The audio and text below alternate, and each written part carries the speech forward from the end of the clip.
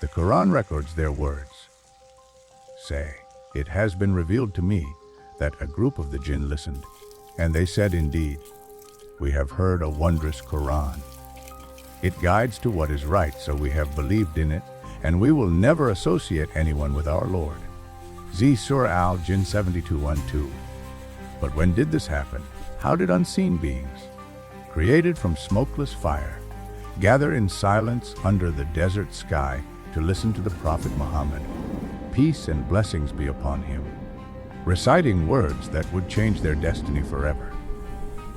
Today we uncover the story of the group of jinn who listened to the Quran, believed in it, and returned to warn their people.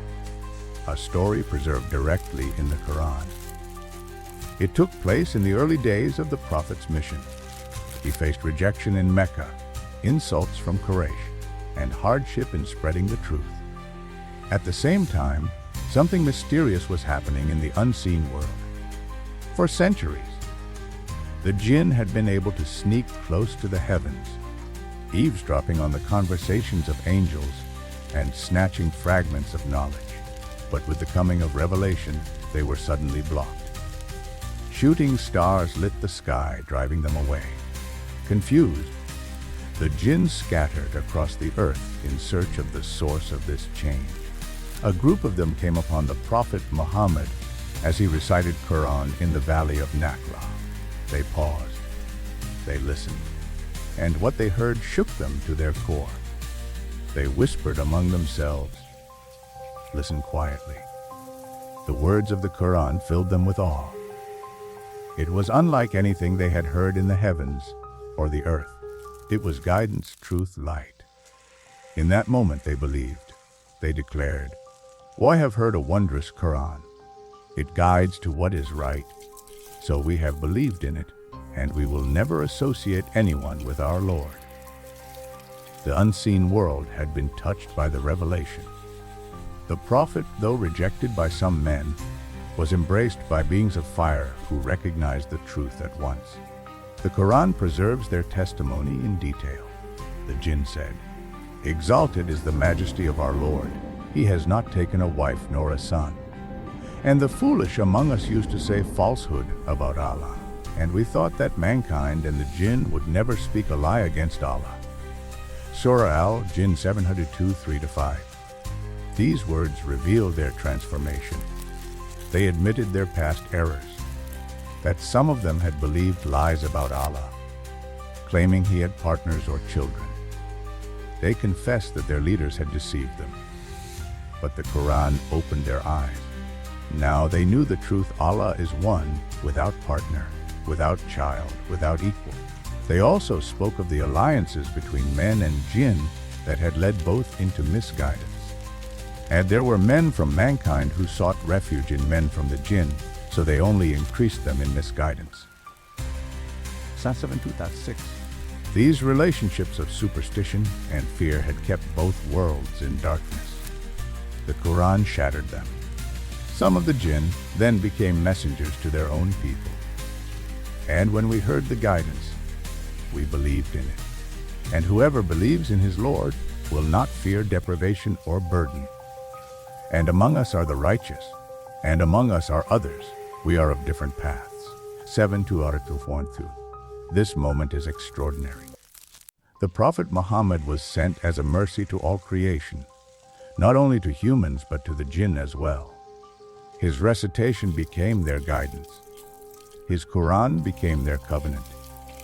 They returned to their people as warners, carrying the message across the unseen world.